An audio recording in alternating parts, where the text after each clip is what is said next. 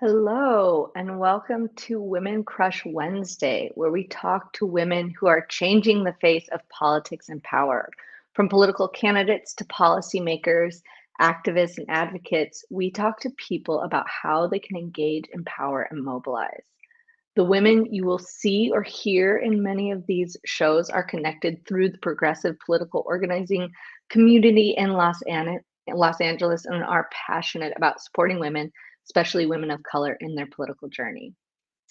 Make sure you know about our next Women Crush Wednesday by following us on Instagram. The handle is at WCW Politics and Power. And you can also find our panelists on Twitter or Instagram. Their handles will be below their pictures. And if there's someone you want us to talk to, please email us at wcwpoliticsandpower@gmail or send us a direct message on Instagram. I am Marie Pavlich. I am a brand strategist at large and director of strategy for a company called Perspectives. I'm an activist in progress and on the board of Woodcraft Rangers, an after-school nonprofit that has been serving LA youth and the community for over 100 years. Joining us next is Ebony Murphy Root. She is a middle school humanities teacher, active part of the progressive political community in Long Beach and LA, champion of feminist causes, and board member for NARAL Pro-Choice and Arts Alive LA. Welcome, Ebony. Happy Wednesday. I almost said Tuesday, but here we are. What is time? Also joining us is Cyndi Addison. She is a leadership coach, a mother, a former political candidate for LA City Council, a nonprofit leader, and an award-winning marketer who coaches progressive candidates running for office. Welcome, Cyndi. Hi, happy Crush Day. Yes, let's WCW it. And running the show backstage, we have Sarah Izzo. She is a theatrical and events producer, an activist. She is a New Yorker turned Long Beacher and an incredible showrunner. Thank you so much, Sarah, for keeping us on track. Thank you, Marie. Have fun, everyone. Thank you, Sarah. And finally, the most important introduction. It is my absolute joy to introduce our guest, Dr. Rocío Rivas. Rocío is an LAUSD parent, a public school advocate and policy leader. She was an LAUSD student and went on to earn a doctorate in education. She currently works as the policy deputy for LAUSD school board member Jackie Goldberg in District 5. She is the vice president of her son's PTA. She has served on Highland Park Neighborhood Council and as the Assembly District 51 elected member of the LA County Central Committee of the Democratic Party. Dr. Rocío is endorsed by so many people. It is very impressive, including the United Teachers Union Los Angeles, Parents Supporting Teachers, Centro CSO, Eastside Padres con la Privatización, Stonewall Dems, East Area Progressive Democrats, Feminists in Action, and more. You can go to our website, which is drrivasforschoolboard.com to learn more. Thank you so much for being here. Woohoo, that was a breath. Look at that intro. Wow, thank you so much. That was beautiful. Wow, this is so cool for me to be here with you. It's like this is real. This is great. Wow. Isn't this fun? This is how we spend our Wednesdays now. Wow. It's a good way to spend a Wednesday. Thank you so much for joining us. This is, of course, an honor. Rocío, thank you for joining us. It's incredible. We're so excited to have you here. And we're even more excited for you to take power and actually be our board member for District 2 in LAUSD. Thank you. Thank you. That is right now the purpose of my life and my journey. So there's nothing else that I would want more in this lifetime. I met Rocío organizing in all of the different facets that was mentioned before. And I think what's so interesting, not just are you the most qualified candidate, you're already the policy deputy for my school board member, Jackie Goldberg. So not only are you the most qualified, but you are doubly qualified because you're already doing the work. Right. And you are a public school parent yourself. And talk about that kind of representation on the LAUSD. My first day of working for Jackie, it was even like right now, it was very surreal because I had been a researcher of LUSD, have been researching, from the outside, right? And I always wanted to know the inside, how the institutional factors, the elements, the environment, the culture, the processes. That's it. If anything, that's what I went to school for. I studied institutional theory, and then now coming in as a policy and research for Jackie Goldberg, and coming in with a perspective as a parent, coming in with a perspective of a graduate graduating from LUSD, and being an activist. I was a research activist, and then I became a mom activist. Right, once my son was born, it just, you all, once you become a mom, your whole world perspective really, really just changed. And it sounds like a cliche, but it's really true. It's totally true. And so I've been delving into policy. I've been, critically analyzing what the district is doing, and providing my analysis to Jackie. And, she takes it to the board, and she takes my questions, and it feels really good. It was like, oh, wow, Jackie, she used some information that I gave her. That's really cool. She liked my questions. So seeing that is so powerful, because I've always known, and this is why I got into policymaking, is that in order to change any institution, which is what I studied, is really the actors that are inside of the institution. And I know we're going to talk about this later about, privatizers and what they're doing, but that's what it is. They know that once you get inside of the institutional element of whatever it is that you want to change, or infiltrate, is really where you can change. So it's really about the people and the policies, and whose voice is in the policy, and what are the driving factors that make change within institutions, which is public policy making. So that's what I'm doing, and I'm excited, and I look forward every day to going to work. So, and now to elevate that to the next level is just, it's going to be great. Yeah. Well, you talked about policy. We're going to get into it. So we've got so many questions that we want to, ask you, but also just really juicy topics. And one of the things that comes to mind is SB 830, which is the Senate bill that would untie school attendance to funding. So for those that may not know, for LAUSD students, if your child is absent and marked absent, then your school does not get the funding for that day's absence. So think about now in the context of, COVID and people being sick and having to miss school. And so talk a little bit about, what that means, that kind of policy, if that Senate bill were to pass, what it would mean, for our schools and how it might strengthen our schools. That's a great question. And I'm very thankful for Senator Portantino, who really put this through, and for this bill to come forth.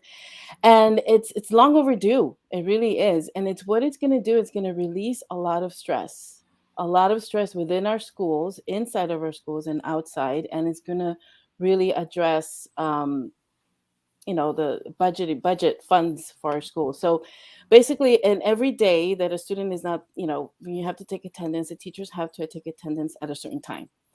And if a student is late, then the student is marked late. And then if that same student is late again, then it's an absence. So they're really trying to stop this. So they have PSAs who call, and then the parents, get calls and say, well, why, just to understand what the situation is.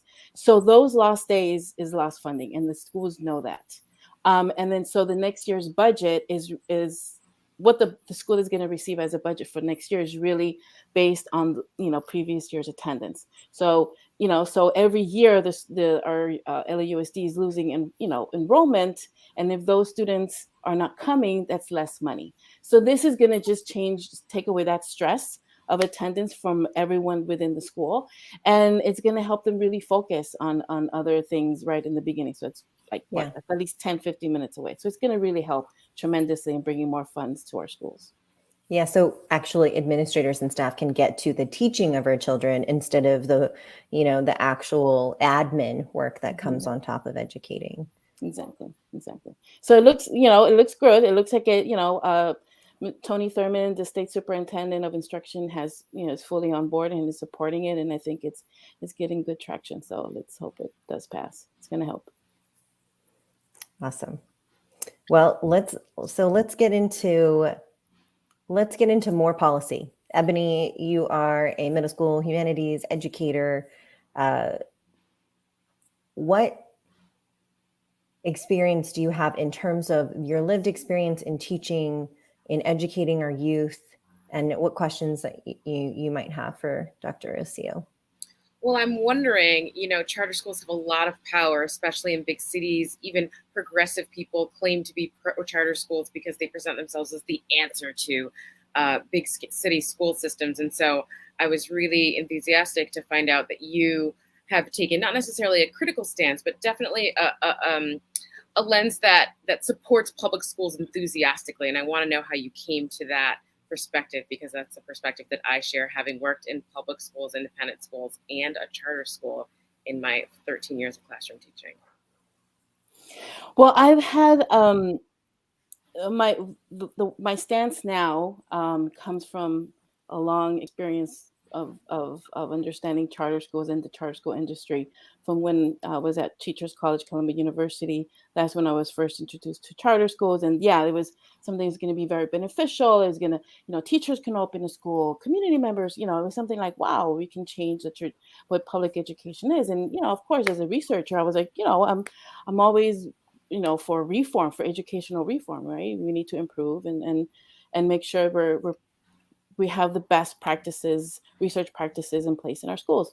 But throughout my experience globally, and my research experience as a researcher, and also here in the U.S. being for LAUSD when I was a researcher conducting charter schools evaluations, it really opened my eyes to an industry.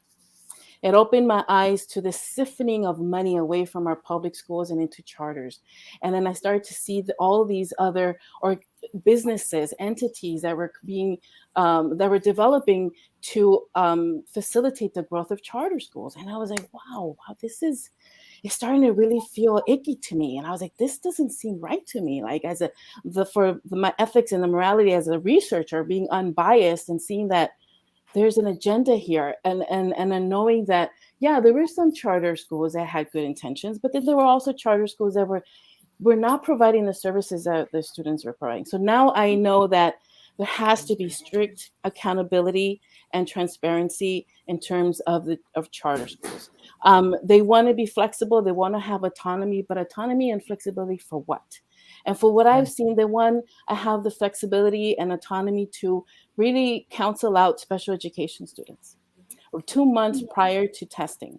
They want to also counsel out English learners or students who are newcomers. They'll say, no, we don't have the services here. You're probably best served at your neighbor public school. And then they cream the top. So there's a lot of unaccountability for parents too. And then charters can just close within, an instant and without real notification for parents. And I've seen that. Personally, I have seen that and the devastation that it causes. So there's a lot of areas that I can go on. Co-locations is another. Charter school co-locations is very divisive and very harmful to public education. So yeah.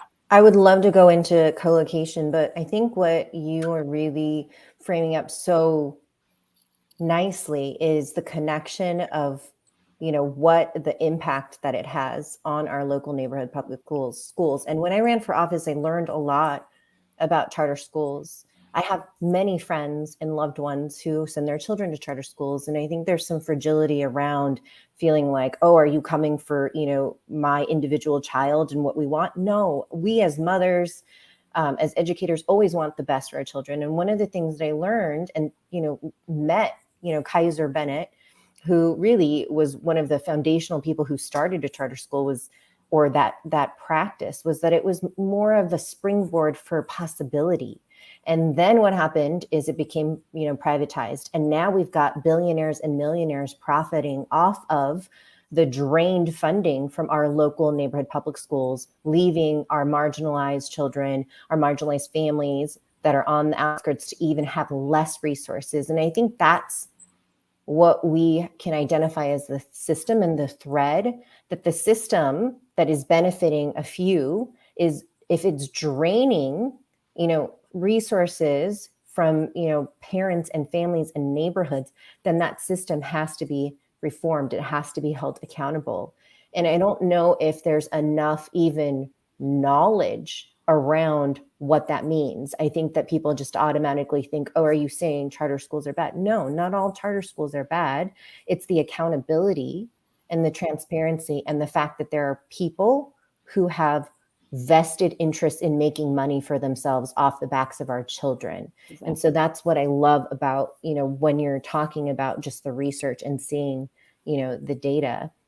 And then when you talk about co-location, I know that you've been on, you're on the streets and you've been protesting, really working to hold, I think it's KIP, Promesa, and working with Centro CSO to really fight on the front lines.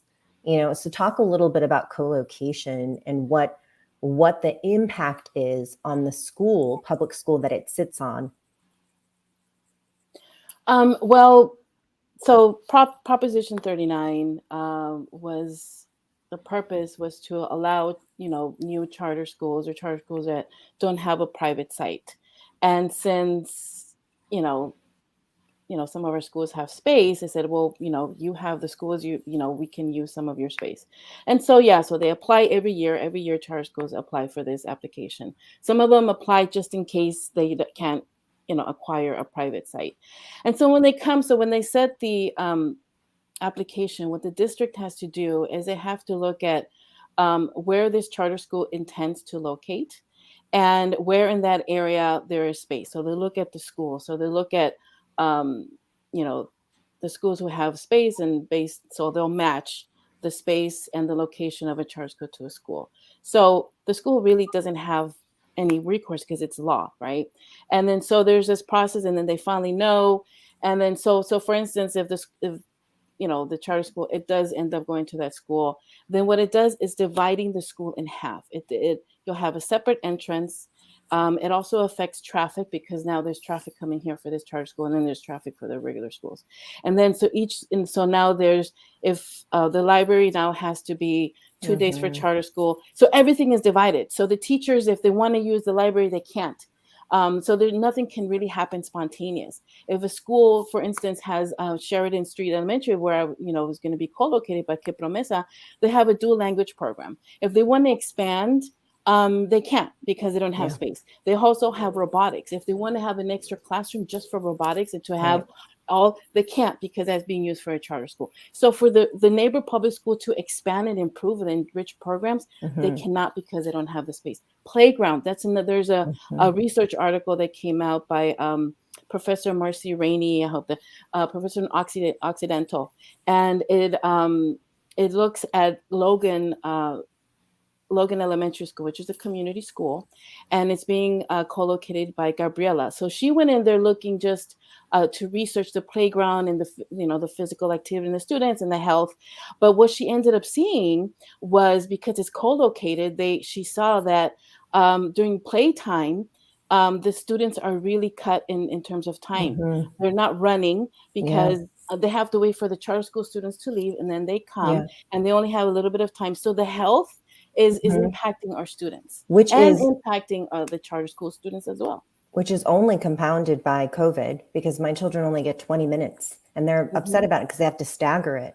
And I think co-location, as you've illustrated so clearly, is the actual impact on site of the manifestation of how charter schools drain the resources. And that's really coming, into full circle. For people who may not see the impact, charter schools, we're in a public school, but when you actually see it happening, you can't deny. One more area that's very crucial is if a charter school ends up not using all of the space, or they don't have the numbers that they have, then they owe over allocation fees. So this money they owe back to the district, and this money they owe to the school that they have colonized, co-location. And so a lot of these charter schools are not paying back their fees. Yeah, there was an article that you wrote that was written, right? About how much money is owed to LAUSD from these charter schools. I read that article. That was written, I think, by Carl Peterson. Yes, and it goes up and down. And so I've been analyzing those informatives, and Where is this money going? Why? And then, so the money they owe is in the millions, but the money that they pay back is in the thousands. It's not, they're not paying back everything. So every year it accumulates and accumulates, and they'll say, yeah, in good faith, we'll pay this amount. But sometimes they'll end up paying less. So that's the money that should be returned back to our schools, specifically the ones that have been co-located, to at least give them something for, the limited resource that they have. And even then, they're not getting that money from the charter schools. So yeah, it's a lot. I can go on, but and they have very powerful lobbyists, so it's highly likely that they'll be able to judge that level of financial accountability for quite some time. Mm-hmm. It's pretty wild. You've been working as Jackie Goldberg's policy director for quite a while, nearly three years. How has your experience in her office shaped your campaign and your experience of what it means to be a board member? She's very inspiring. I've driven all the way across LA traffic to hear her speak, and I think she's probably the only school board member I've done that for. So I'm highly familiar with her work. Yes. No, listening, even in our staff meetings, just hearing her speak is just like, I feel like I'm watching a documentary, or like to be taking notes or something. It's just something very special. So how it's impacted me, I've been seeing how she drafts resolutions. I see how she analyzes things, and it helps me in developing my own skills, right? I was like honing in, and just seeing her as a role model is just wonderful, and seeing what a just accountable and honest public servant that Jackie is, in and of itself, is a lesson. But I've been working with her on charter school policies and procedures and protocols, and she's given me pretty much. She trusts me, and she knows that I know charter schools, so that has helped me in understanding even further the ramifications of the charter schools, the industry that is affecting our schools, not only the district, but our communities overall. I've actually also really able to delve into dual language programs, and how that helps so much, and really going into our classrooms and seeing that. But what's really helped me, if anything, that is really visiting our schools. That's when I get to really connect policy with what's happening in their schools. I really get to connect what's happening in the discussions, in the board briefings, and everything that the district is doing, how that it conveys in the classroom. Is it helping? Is it not? I talk to the teachers, I talk to the principals, and then I take this data and say, okay, how can we connect the what's happening at the school level with the bureaucracy or the district? And that's what's really been helping me understand what is necessary to really make sure that the district and the community are really in synergy, right? That when our schools need partnership, boom, we know exactly what to do. There's a protocol. Or to at least connect our schools with the resources that are out there. Another thing that's helped me with working with Jackie is I know that from the county, from the city, from the state, there are all these programs, all of this money. And how can we connect that to all of our schools so they know it's there, rather than like, oh, I don't know. Or even for new principals, knowing when a new principal comes, you say, this is all the organizations within your community that you can reach out to. That is going to help them tremendously, right? So these are the things that I'm trying to really perfect and understand. So once I'm board member, I know I'm going to know exactly what I'm going to do. I'm going to have the methodologies and the protocols because I'm using them now, but I'm just going to use them to my own perspective and what my ideas and priorities are. So it's been a wonderful 3 years. I can tell you that you really geek out on policy. Mm-hmm. I do. I know. I can be a little boring sometimes. Sorry. No, it's so interesting. I'm like, we could stay here for hours. I know. I am learning so much right now, which is just amazing. Thank you very much. Of course. It's a good treat to like actually talk what's in my head and just tell people about it. So usually and in your heart. And being a parent too, you are bridging that bureaucracy with like what the school and families and children need, so effortlessly. And you've talked about some of the policies that you're and the fact that you've had a lot of experience with Jackie, actually developing these policies. So what are some of the policies that you would want to, what are your dream day one policies that are just signed into action as once you are on the school board? Because obviously you will be. Well, there are some things that I would like to expand and improve. Like I mentioned, dual language programs. I think it needs an stronger infrastructural support to really expand that and provide that for our bilingual students. What I really want to really delve into is making sure that every multilingual student has a bilingual seat. We have a lot of newcomers that are coming. I want to make sure that they have those resources. So that's an area I really want to strengthen within the district. I also want to continue with community schools, and I want to make sure that every single one of our schools has that community schools model integrated, right? Where we're looking at the wraparound services for our students. So day one, I'm going to look at our mental health. I'm going to look at mental health in our schools and work with the superintendent, because I know this is one of his areas that he's also focusing on. And what are the needs in mental health, and looking at each school, but making sure that they have tools, that they have multiple tools that they can use to address the mental health issues of our students. And not every school is the same. Some school will have different mental health issues than others. And I've been seeing that. So I really want to address our mental health issues. Resources that are available for our communities. I know we don't have many practitioners. There's a shortage, but there's not a shortage of services. There's not a shortage of programs. There's not a shortage of nonprofits and public health organizations that can provide some of that help, or at least some training or something that can really help address the schools. Another area really quick is environmental. I really want to look at the environmental injustices in Board District 2, particularly our schools that live within freeways and contaminated areas. I'm going to, because I come with an evaluator perspective, I want to evaluate that and look at the areas that really need to be addressed in our policies. And because I come with a comparative and international education degree, I want our schools to be global citizens. I want them to really connect to the world around them and be global leaders. And because I had that opportunity to travel around the world, and I know how to open my mind. And once we can able to travel with this COVID pandemic, it's not going to go away, but we have to continue our lives. I want our students to really connect to the world around them. And it can be through pen pals, it can be through study abroad programs, it can be through intercultural projects. I mean, we can do so much with technology that should not be a hindrance in connecting. So that is one policy I would be looking is creating this global education perspective and intercultural understanding. I love that. Thank you. And I love the idea of strengthening community schools, right? Because it's all of these intersectional issues when it comes to environmental racism, when it comes to lack of resources, and really our families, especially marginalized families and neighborhoods, really need the school as that foundational resource where they can come, and have after school programs so that they could stay at work, have the ability to have food, have the ability to have homework, clubs and extracurriculars that many families can't even afford. So I'm so excited for you to be in office. And I see that we have a commenter, Julie Regalado, who's an activist who's really about charter school accountability.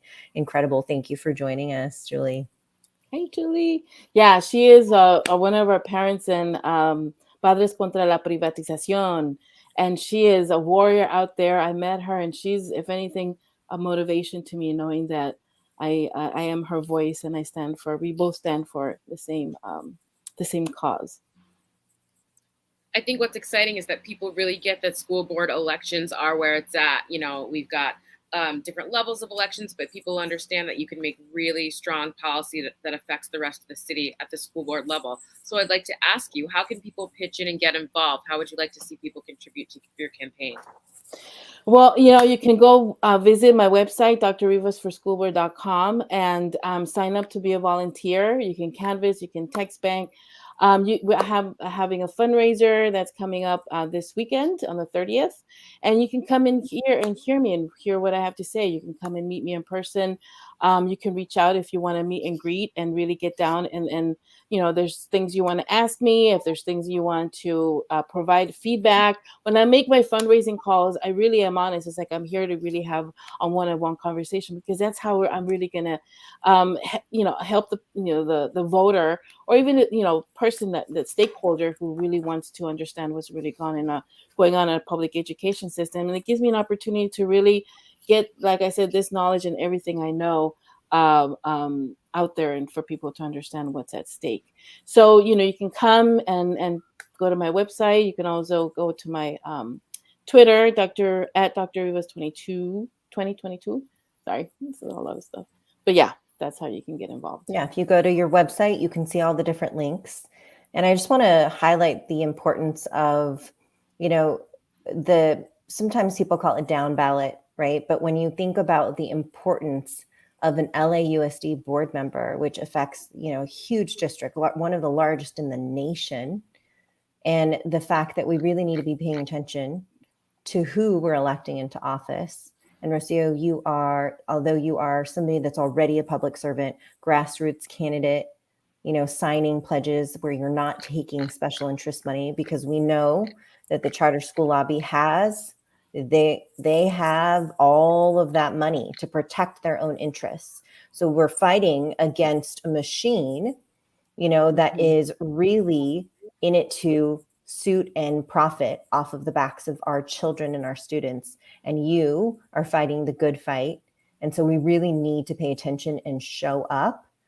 And the LAUSD school board is such a great way, to get involved. So please go to Dr. Rivas for schoolboard.com.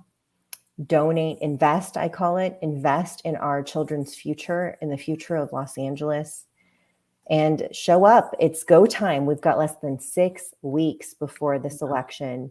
You've been endorsed by many different groups, including Jackie Goldberg herself, I believe, LASD board member Scott Schmerelson as well, and any others that you may want to name.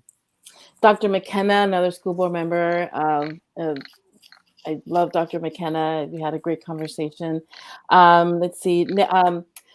Action for Public Education. Action. Let's see, what else? Oh, parent supporting teachers. I love my parent supporting teachers. It is a huge Facebook resource group for every single LAUSD student or parent that goes in there. It's such a great springboard for ideas, for information.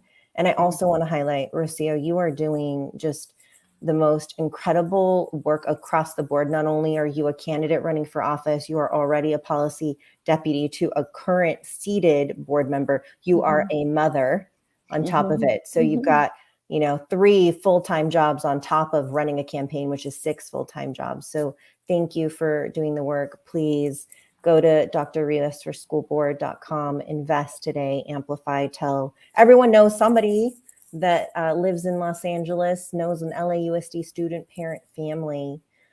Please really just tell 10 of your friends, and then tell 10 more of them to tell 10 more. And that's how we do it. So domino effect. Yes. We could go on and on all night, but we can't. So I'd like to invite you to give us a closing. What would you like our listeners to take away? What do you want the voting public to understand about your platform and about the importance of this position? What do you want to offer as your final lesson to listeners? My final message is this. This campaign is something that's very purposeful. I don't see it. I'm not a politician. I said I'm a researcher. I'm a mom, but I'm somebody that believes in public education, because it's the pillar of our democracy, and public education must remain in the hands of the public, not in the hands of privatizers who want to profit. So I know that we've said this before, but the philanthropists or the billionaires are part of this agenda that wants to change, to take away, to pretty much eliminate districts and create a whole new public education system that is not that is basically in the hands of private hands, charter school industry, nonprofits, or so it's going to change the trajectory. And I know this because New Orleans, is an example. Chicago is an example. Denver is getting up there. So there's a lot of examples here in the U.S. that let us know that privatization or this reform, this neoliberalism reform of public education is only going to create educational apartheid.